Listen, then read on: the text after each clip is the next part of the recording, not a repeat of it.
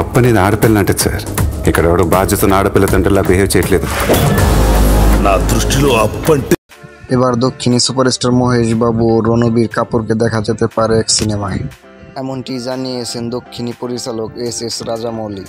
রণবীর কাপুরের অ্যানিমেল ব্যবসা সফল হওয়াতে দক্ষিণী পরিচালক জানান যে এবার আমি মহেশ বাবু ও রণবীরকে নিয়ে একটি বিগ বাজেটের সিনেমা নির্মাণ করব এবং একটি মহরতে তাদেরকে একসঙ্গে দেখা যায়। সিনেমাটিতে রাশ্মিকা, রণবীর কাপুর, মহেশ বাবুর পাশাপাশি দেখা যাবে সাইফুল্লিকে, এমনটা জানিয়েছেন দক্ষিণী নির্মাতা এস রাজামৌলি।